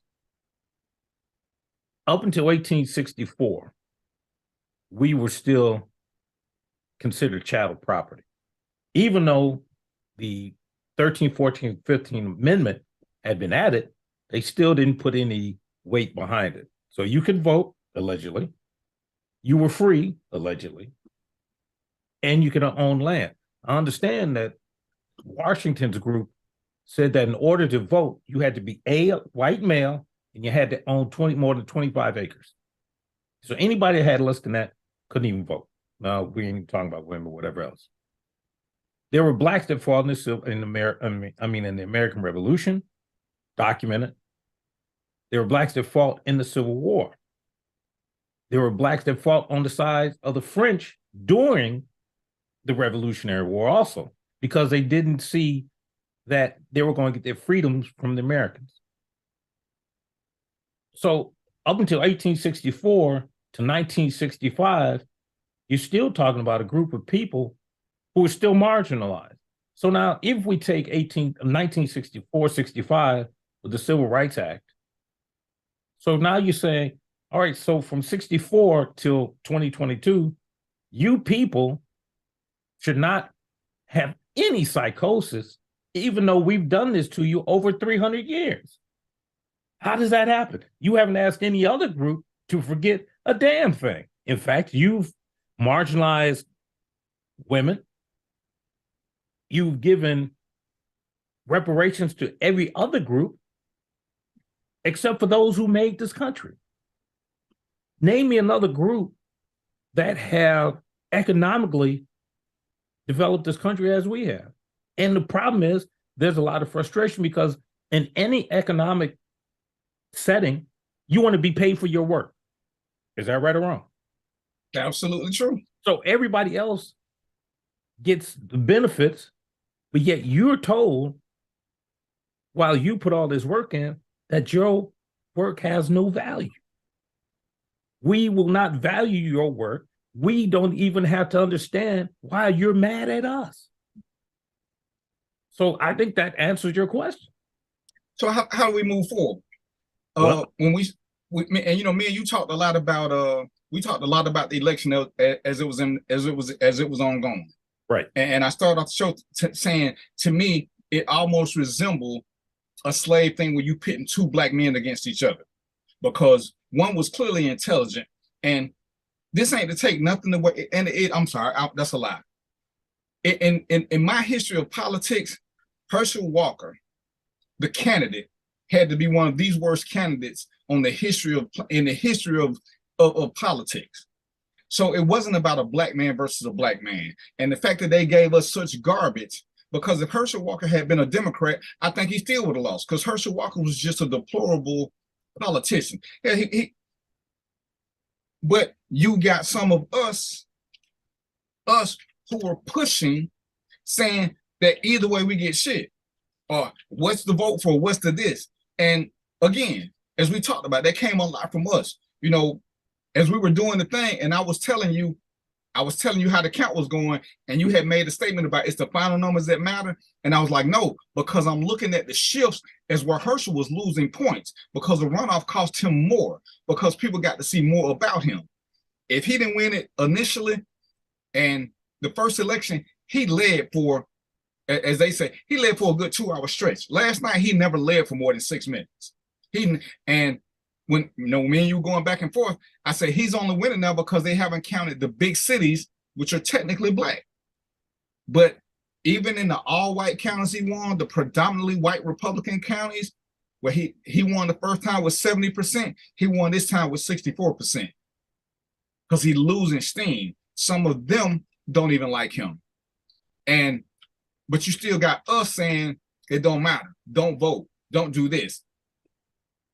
We're creating our own havoc, because when we get power, we want to throw it back because we don't want to, because it means we got to be accountable and responsible. And would you say that sometimes we have to pick the lesser of two evils when it comes to politics? I would definitely say that, but I would also alert you to a couple of other issues. The fact that they would put these two, well, I'm sorry, I can't even consider Herschel a candidate. The fact that they put that person against a person of Warnock's caliber shows you the disdain they have for us. So let's look at it from that angle. But again, I would caution you that, and again, what you and I have talked about, is that we have a self-hatred of us that is so ingrained that the picking of lesser of two evils is not even incomprehensible in anybody else's vocabulary, because they don't have that same issue. Right. You know, I will tell you a story, and I won't drop any names, but I can tell you where a major Black political figure, national figure, never endorsed a Black candidate. Well, one, and it wasn't on a national scale. I can also tell you another Black candidate that endorsed a white male over Black female. And had the difference was education and background. And here's the thing, and you asked the question earlier, name something that you didn't get because of. I can tell you from my experience, I didn't get promoted because I was Black. I can show you evidence where people who have been promoted don't have my education, don't have my background, but because I'm of a darker hue and I didn't have a phone call, who cared? Even though I've co-authored a couple of books, broke grants, broke some major cases. And this other guy, because he is who he is now who he is. I'll just leave it at that. And that was initially one of my points, because coming from a primarily Black department, each and every promotion that I got denied was denied to me because of Black people. And because I've never worked in a primarily white department to have this experience, which is why I said I need people to when I ask for something, I need you to give me something personal and not something that happened 100 years ago. Yeah, my grandmother probably didn't get stuff. My granddaddy probably didn't get stuff. But for it to hit home with me, and especially with the newer generation, we need something current to show us, because I can't keep reliving 1920. At some point, I gotta address what's going on in 2021, 2022, whatever year this is. And in my experiences, this is who has been damaging to me. My first, I said the first job I ever got, and I will take being a unicorn. My first job I got from a white guy. And at 8 years old, he promised me a job. When I turned 15, he hired me. No questions asked. I was too young to be a shoe salesman.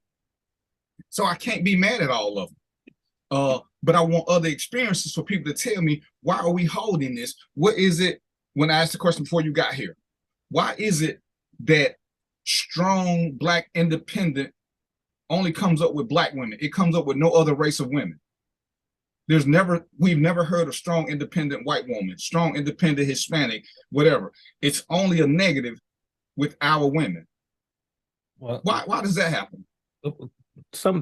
Ms. Halls asked a question just a few seconds ago. Trying to go back to it. I will suggest to you this. I want you to look on a national scale, and then you can bring it down to a local, and you'll notice that Black women are elected before Black men. You think I'm lying? Look at the numbers. Why is that? Now, let me just shift real quick.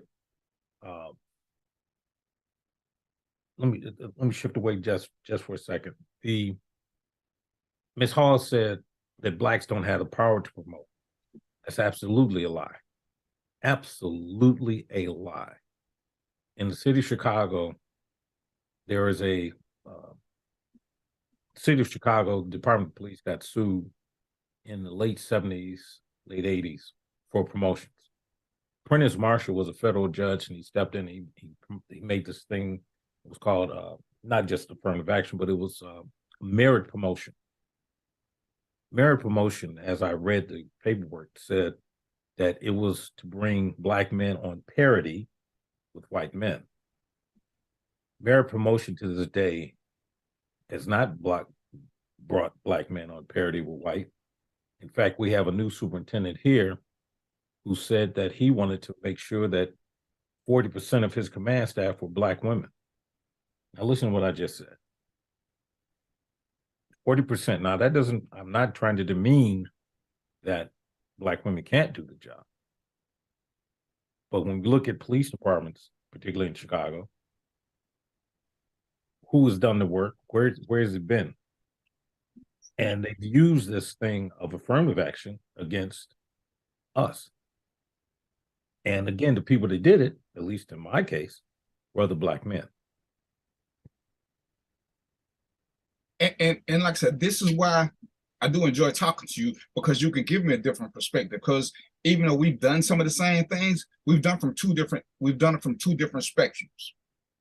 And when I want people to, I want you to live in the future. Again, don't forget the past, but you can't keep using it as excuses why we didn't get somewhere. Because as you just said, when Antoinette said Black people don't have the power, I work for the sheriff is Black, the deputy chief was Black, the assistant chief was Black, all the majors was Black. You had to get to a captain before you got to a white guy.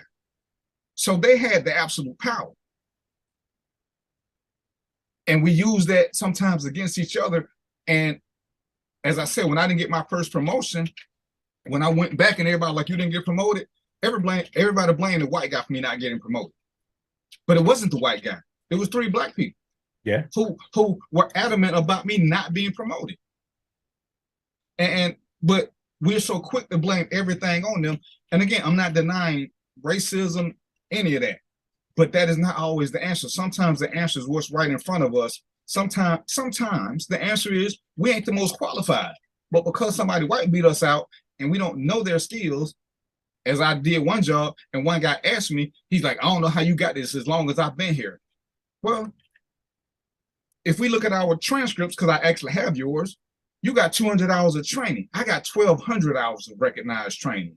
I'm a better qualified candidate than you. You just been here longer than me, but you ain't done shit. You got a 10 years, you got here 10 years before me. And in your 15 years, you ain't done shit but bare minimum. I've done way more than bare minimum. I am one of the most highly trained people on the department. I don't know what that's got to do with nothing. And this was a Black guy. And so I tell people, some of the things that we want to hold on to, because now he wants to push racism. Well, they could have promoted both of us. They only had one opening. But if it was somebody white, they would have created 2. And we keep doing this. And, you know, as we talk, we start diminishing our own power to the point where we almost believe it, because people who look like us keep telling us what we don't have and what we can't do. And some of us fall prey to it. when you tell me about some of the things you did in your career. Well, it's called self-effacing. Yeah, but you've been a chief of D's. You've been a police chief. See, this is unimaginable a while ago. So the fact that it can be done by somebody who looks like me, and more importantly, somebody that I can reach out and call or touch, this should give me more hope and get me out of that line of despair where I blame everything and a lack of opportunities. The fact that my wife could leave New York and come to Georgia to be with, according to her, the man that kidnapped her, but she had a choice in the matter. So we got lots of choices. We can't keep saying everything. They won't let me do this. And when you ask the question, well, what did they do to stop you? A lot of us don't have answers. A lot of us just have old regurgitated excuses. And this is what I think holds us back. As we talked about, why is it certain people always say this? Why is it that we, me and you right now, Black men, seem so intent on holding Black women back?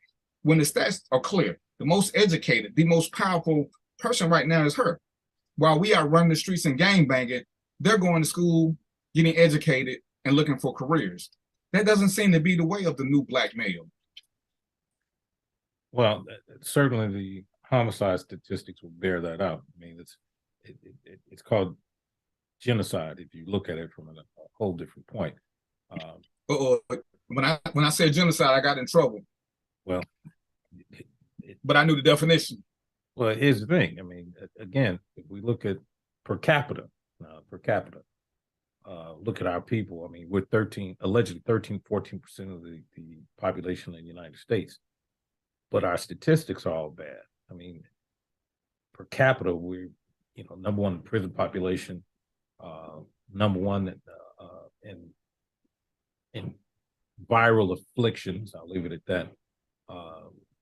We don't. When you go to these college campuses, where do you see our boys at? I mean, so when your son or your daughter comes home with another guy, you wonder why. I mean, there's so many things, but go back to your point. I would have to say that I agree with, we cannot use the excuse of the past to hold us from the future. Now, that I agree with. But I think until we start seriously going for the diagnosis of what happened and start putting a name or face to that, we're going to be stuck in this. We're going to be in this mire for a long time. It has to be. I mean, just like when you go to the doctor and you've got a condition, they put a name to it so they can address, so they can deal with it. In a psychosis, they give it a name so they can deal with it. They have not given this any name yet, and I don't think we have one. And so that you're one of my favorite people, even though you dumped me for Roy. And I think sometimes we take a defeatist attitude so quickly for the wrongest of reasons because we don't want to fight. Where some of us want to fight, we want to do better, and that's what we got to push more of. Once you know better, you do better. That's one of the truest things I've ever learned. When you know better, you do better. When you can see better, one of the reasons I love Atlanta, that I can go outside, I can go to the city and go to a restaurant and run into Morris Day. I can run into somebody Black who's successful. I don't just have to read about, I can reach out and these people are right there. Once you see this, you know that it's out there. So this gives us hope, but we act like that all these, that's just one person. And it's tons of examples. Like I said, I met Joe online. And when he started telling me his story, I already told him I'm his mentor because he can help smooth out some of my rough edges. Because don't get me wrong, Joe will fuss at me. And Joe like to tell me I'm wrong when he kicking me. But I appreciate it because he does it in a way that's not condescending. But I can sit here and I'm a little bit younger than Joe, but I ain't one of these 20-year-olds. But part of me wants to fight. I don't want to fight my people, but I got to fight my people to get them to fight the other people. Because we do have a crab in a barrel mentality where the guy was talking about it. One of Maslow's theory is that we like staying in a place where we feel safe and secure, and we never want to leave that place. And some of us feel safe and secure being at the bottom because there is nowhere to fall. And we use that as a perpetual excuse to never, ever try to do better. Well, I'm good right here. I'm good right here. This is good as it's going to get. Well, that's as good as you want it. Well, I want to do this, but what if I don't make it? Well, what if you do make it? Well, somebody white going to stop me? What if somebody white don't even want it or care? Because, like them or not, a lot of reasons we got here is because, and I hate to use this term, but because there were some good white people who wanted to see change. They could put their money where we didn't put our money. But if we continually to drag each other down, then what is that? What are we doing? We can't blame nobody else for us continually dragging each other down. Well, and, I'm sorry, go ahead. I totally agree with you with the fight. I mean, again, if we look at this from a conspiratorial aspect, they have attempted to breed the fight out of us. There's that. You talk about Maslow's theory, got to talk about Pavlov's dog too. I mean, so there's that. All that being said, though, the fact remains that this people, have to put the fight back in, the F back in fight. That's the reality. Or they're just going to get rid of us. Let's just call it what it is. For those of us who understand, we have an obligation to continue to, just as our ancestors did us, to correct the mistakes of others. How do you do that? Well, in this new generation of instant gratification, we have to learn to fight asymmetric. I would suggest that we start teaching our kids. One of the things they need to read is Machiavelli, Prince, The Art of War, Sun Tzu. These should be manuals in our educational system. That, if you want to start the fight, then there's where we start. We have to take the minds back first. See, we keep playing around with the wrong attitude. We keep assuming that that people are going to give us something, that we're owed something. Are we owed something? Yes. Are they going to give it to us? No. That's a clear resounding no. But that doesn't mean we can't take it. The one way you stop a bully is you hit them in the mouth. If you don't fight back, they're going to keep on kicking. And that's the one thing people have learned from this Trumpism. There was a great pushback. In this last election, this midterm was really more historical than people understand, because this was the first time that the midterms didn't flip, just so you know. Normally, historically, midterms flip the houses against the incumbent. But I think it's a repudiation of the MAGAs and of the Trump. And I hate to interrupt you, and I use this because I tell people, I say, now that y'all seen how this election go, can y'all stop perpetuating the myth that all white people stick together? That's why we all got to stick together. White people turned on Trump. There's nothing. If we wait for everybody to come together, we ain't gonna never get nowhere. It keeps us at the bottom. We don't need everybody. All you need is your crew, and you can start making the system better, because all white people do not stick together. There has not been any time that I've seen in history where everybody stuck together for a common cause. There will always be factions, but this whole election thing should be front and center for Black people to stop saying that all white people stick together, because it's clear it wasn't us who stopped Trump.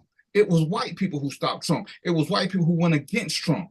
And we got to stop saying that is our reason to sit back and just accept whatever they give us. Because one of the things you said, do they owe us? Yes.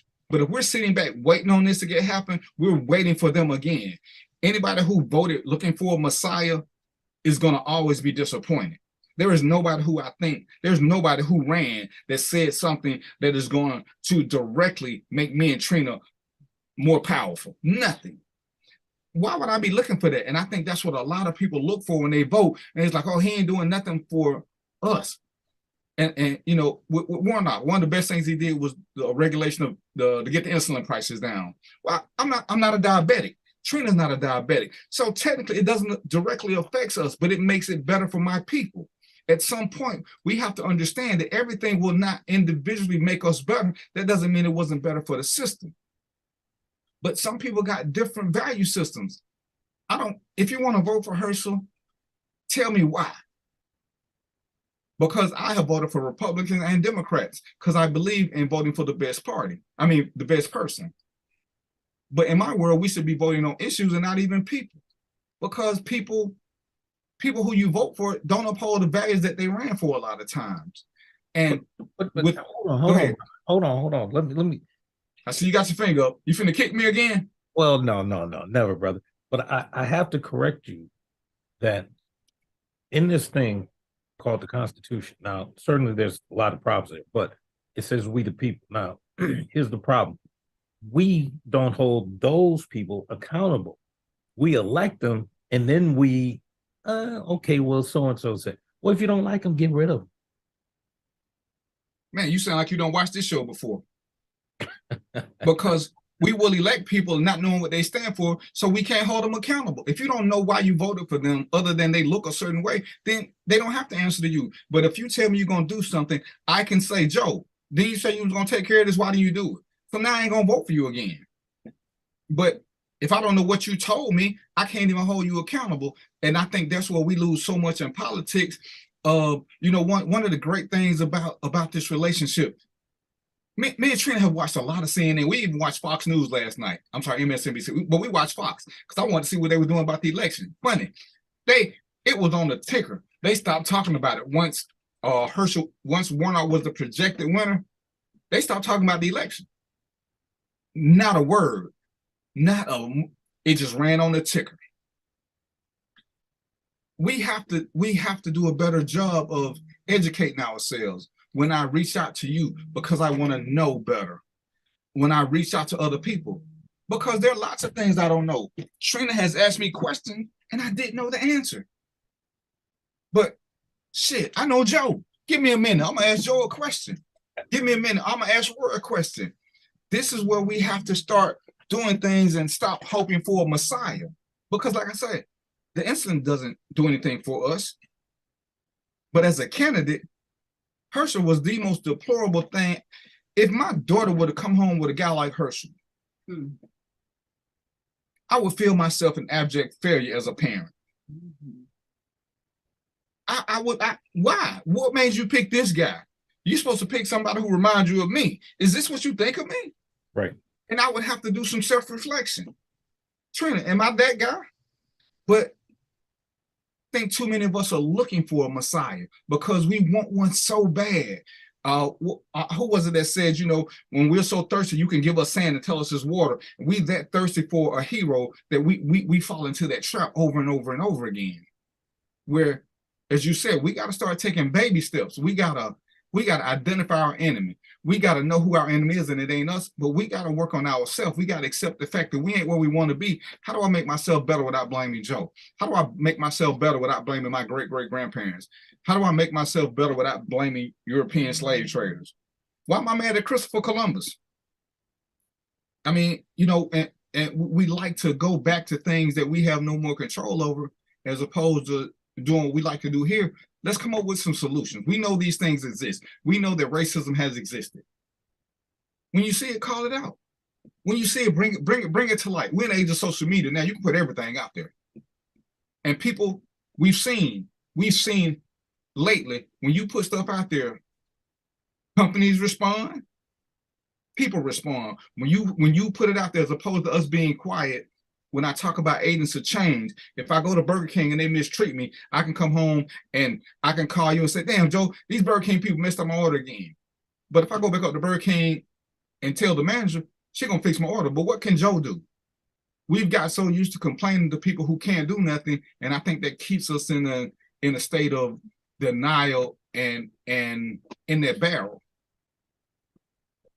I would tell you, based on my experience, that the leading cause of apathy, of destruction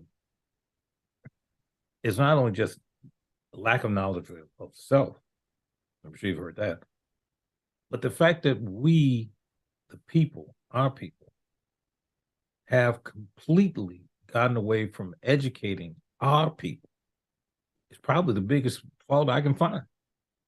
See, every other group, Native Americans, Jews, whatever group you want to talk about, they have a unifying front. It's education in the home. Now, I'm about to go down the rabbit hole. Everything begins at home.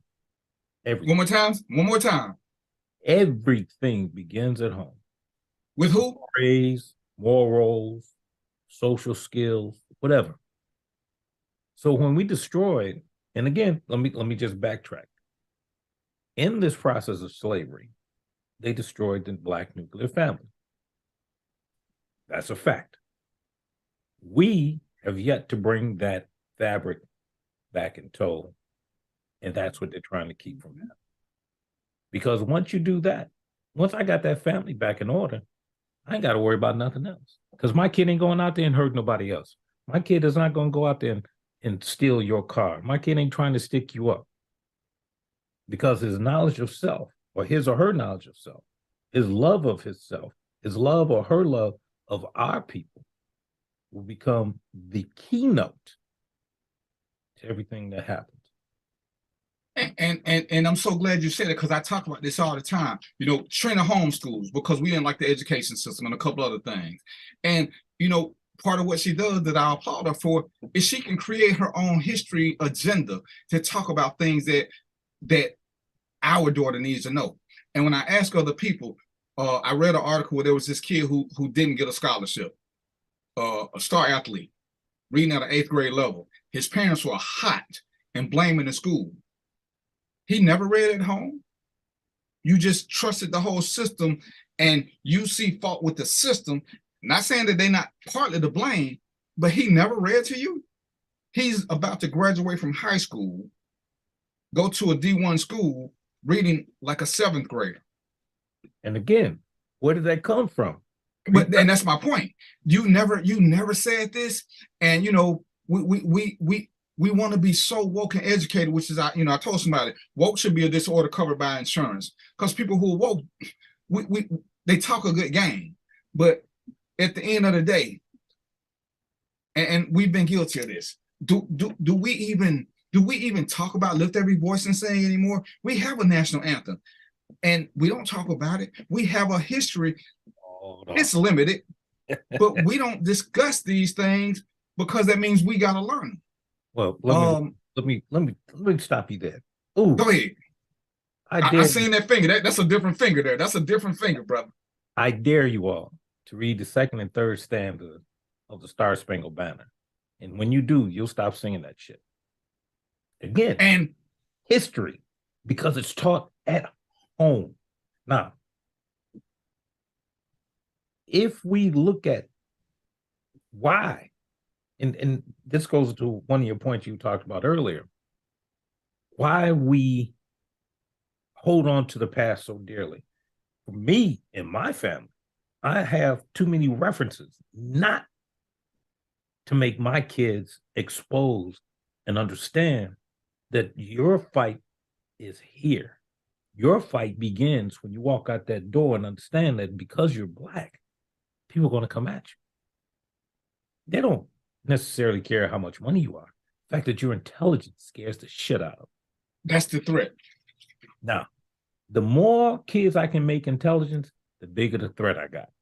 Now, let me just say this. Prior to 1948, the state of Israel didn't exist.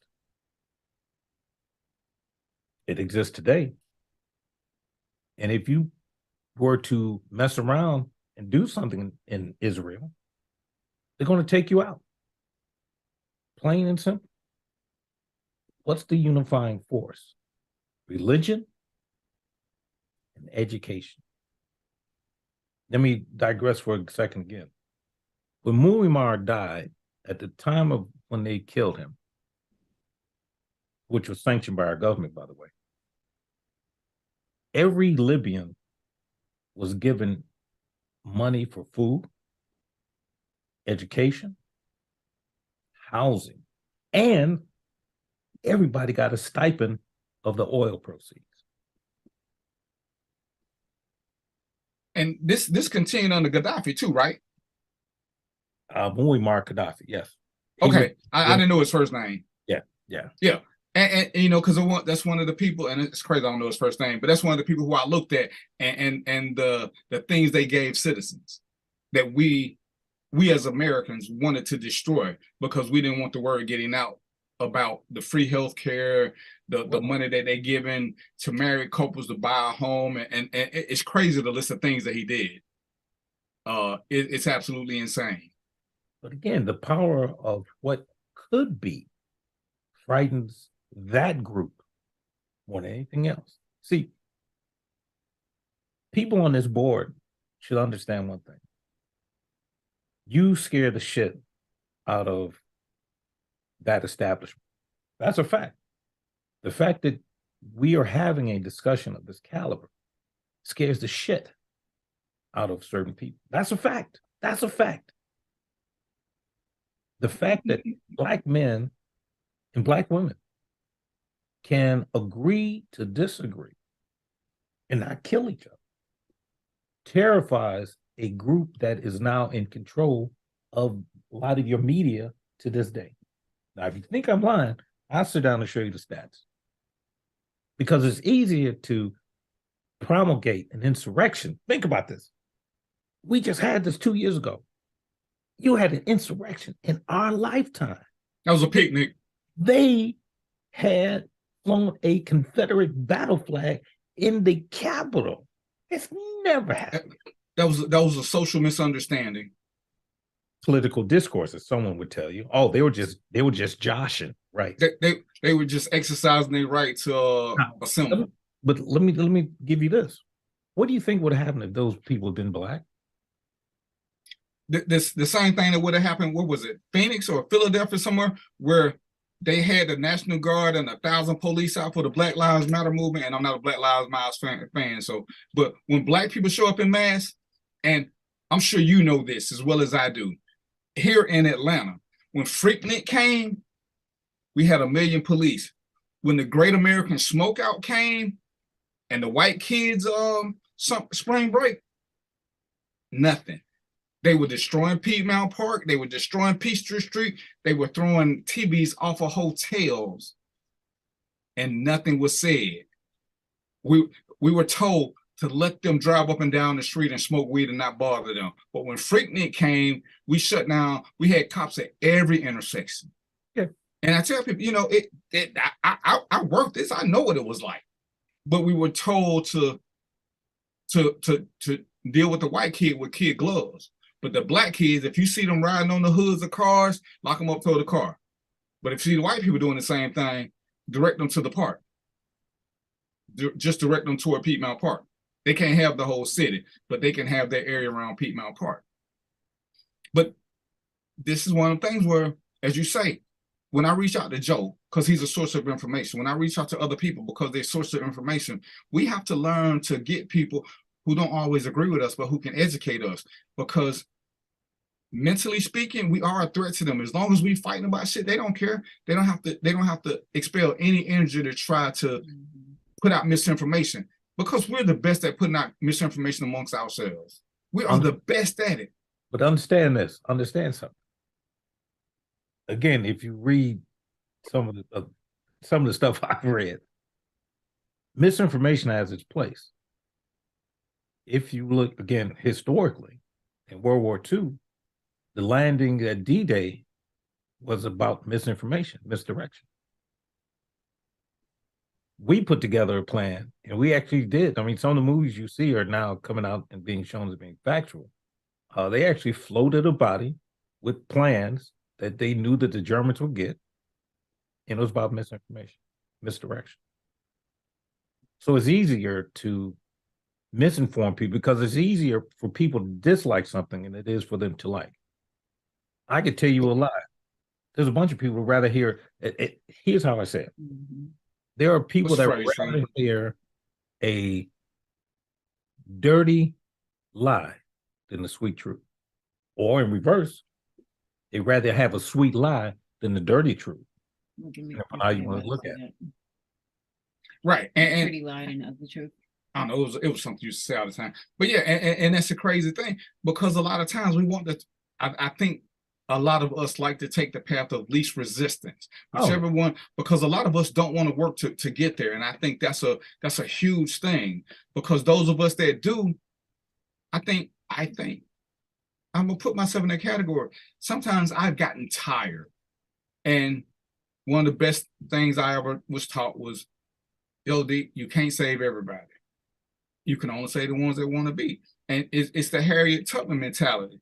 Some people are comfortable where they are and they want to be slaves. No matter what you offer them, they like what they know. You can't risk everything to save them. And but again, my brother, please understand something. It is in your very nature to help. It is. It is in some people's nature to be destructive. That's not where you come from. When we look at our position on this earth and understand, and I won't get into the religious aspect of it, but there are many more healers on this side of the fence as opposed to that side of the fence. That's just a fact. You are not, by your very nature, as aggressive as other people are. I like to tell the story that they were in caves when you were coming from the stars. I mean, that's kind of overreaching, but it's the truth. I mean, think about this. Plato and Socrates often talked about how when they went to Africa and they studied in the Library of Thieves, how they studied the feet of children in Africa. Now, what happened? Well, I tell you what happened. And it goes back to a very base point, we started taking the wrong part of their society and inculcating it into our society.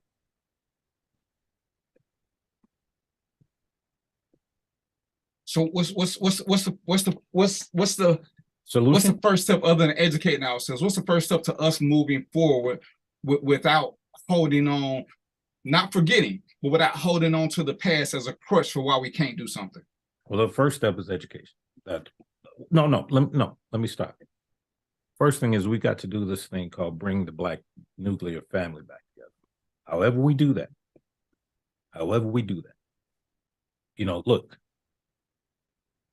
I watch these shows sometimes, Maury and Karamo and the rest of these guys, and they have made a cottage industry out of this one company called DNA Diagnostics. DNA Diagnostics actually started in Chicago when Maury was here. They're now billionaires based on what they've done.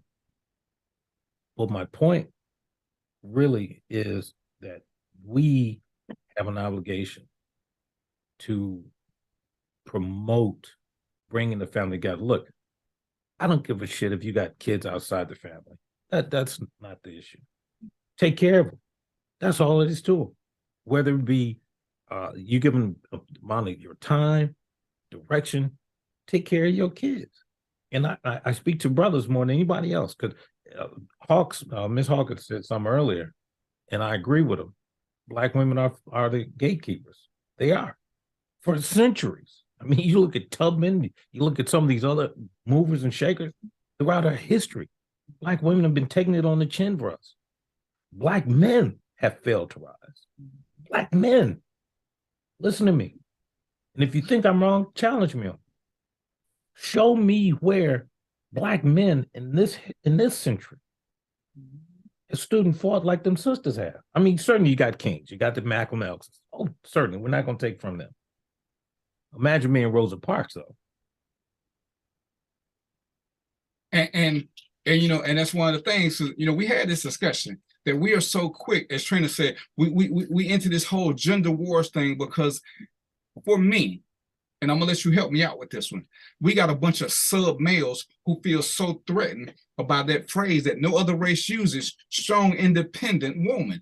No other race uses that except Black men, and we try to we try to shame women for doing that, even though, as you said, we have not. We have not stood behind them. We have not upheld our ends of the bargain. We have not protected them like we should have. When we look at the response that George Floyd got versus what Breonna Taylor got, it's clear. We don't even say her name anymore. But she was truly, by all accounts, an innocent. I ain't knocking nothing that Floyd did, but Floyd was not an innocent. Breonna Taylor was truly an innocent, but we don't talk about her. We don't stand for her. We don't do a lot of things. We have failed. We have failed.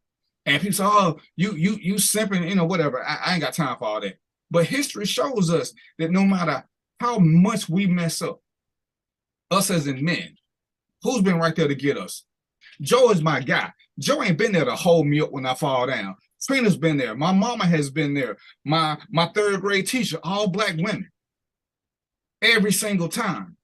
Am I repaying that favor? When they need me, am I there? So this gender war, to me, is at the top of the list. I don't know if it's one. It's in the top 5 things that we have got to stop. We have got to stop pitting us against each other. What about?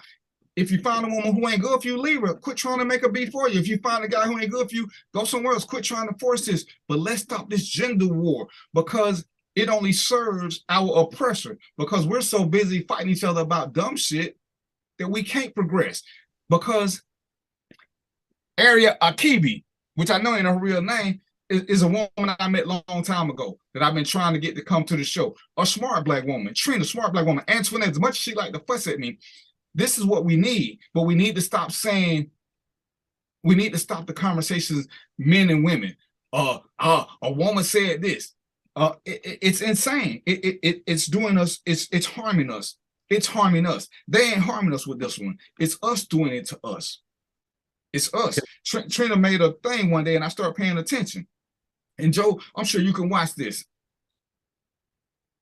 A man can make a statement, and I can disagree with him, and he won't say nothing to me. Trina can make the exact same statement, and he will go in on her. Mind your business. This ain't about.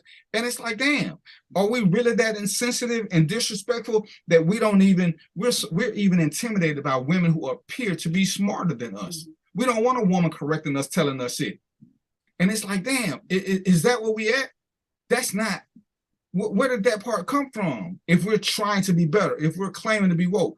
You missed the beginning of the show when there's a guy who claims to be an activist, Joe. He made a statement about women should stay. It's safer for a woman to stay with her boyfriend who beats her than to find a new man, because she don't know how the new man is going to treat her. He said he's an activist. He promotes this. And I was like, dude, you have got to be shitting me. You telling the women to stay in abusive relationships? Yeah, at least she know. Wow. I wanted to respect him. No. I had to stop. I couldn't. No. But we have to stop with this. No. We have to stop with that dynamic. Well, here, listen. Any man, Black man, that has to beat you to keep you, he don't need you and you don't need him.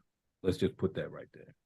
Which is why I differentiate between men and dudes. Dudes look like men, but they don't act the same. Well, and this is one of the things that we gotta do to improve our race. When we improve our battle of the sexes, when we stop it, the battle should be for something good. The battle that me and Joe have is I battle Joe to make me smarter, not to be smarter than him. But we're supposed to make each other smarter and give each other a different perspective. When I meet women on social media or any people on social media, my goal is to become more enlightened from what they tell me, to see a different perspective, something I never thought of. Like I said, me and Joe, we have similar backgrounds, different places. He's in Chicago, I'm in Atlanta. Still 2 major cities for Black people. Our experiences are alike until they ain't. And to get us better, we got to do it, and we have to stop the silly arguments. A woman can't tell me nothing. When, as you said, history is showing us women have been at the forefront more times than they have not. Listen, they had again, I'll send you the article. They had a Ethiopian general, female, who had trained tigers and leopards as weapons. most people never even heard of that. But again, you start seeing these other stories of the female warriors in Africa. Well, again, and it goes back to my very base point. That's why they don't want you to know your history. That's why it's so important to understand and read history, read critical. But the other, and we got to read more than trash stuff. We got to start reading some educational stuff, because most of the stuff, as I said earlier, most of the stuff didn't come out in 2020. Most of the stuff has been there. We just failed to read it because we didn't know better. But as we know better, we want to know. We got to be there. But Joe, it's 7:59, so I gotta get ready to close out. Give me some closing statements for the people, Joe. Well, let me just say this. Continue to listen to his brother. But let me just say this, Big D. You heard the Antoinette. We got to quit taking on other people's battles. I'll leave it at that. Wise words. So, ladies and gentlemen, Joe is gonna be here some more because he's my guy, and there's some things where Joe is just way smarter than me, and I want to share this with you people because I'm about educating. It ain't all about feelings and this and feelings and that, but we got to have more positive conversations that lead to us being better as a people. When we become better as a people, we'll become better as a person. But you got to educate yourself. If you keep waiting on people to tell you stuff and give you misinformation and you just run with it, Joe sent me stuff. We go back and forth. We send each other articles. That's what we have to do, because it may not be something in one world, so I may be ignorant of that it happens. Doesn't mean that it doesn't happen. It just means I don't know about it. And I gotta be open-minded to the process that some things happen that never happened in my circle. This is why we have to talk. We have to have a collection of people who are not like us so we can become more well-rounded. Joe's gonna be here some more just because he's been drafted. I'm pulling my draftee card. But I just want to thank everybody for coming on here. Joe, you got a show on Saturdays. Tell them, you still doing your show? No, we've backed out of it for a little while. Okay, well, Joe is going to be with me too. But like I said, he has a career in law enforcement. There's some things we need to educate people on about law and order, because the more you know, the better the system will work for you. It wasn't meant for us, but if we work it right, we can make it work for us. We just can't keep being a defendant thinking it's going to work for you. That's one of the things I learned. You can't keep being a defendant and thinking it's gonna work for you. So we're gonna do this again. I appreciate y'all. So y'all know what it is. My glass is empty because I'm trying to be healthy. So until next week, y'all know what it is. Peace, popcorn, and chicken grease, and we out. We out.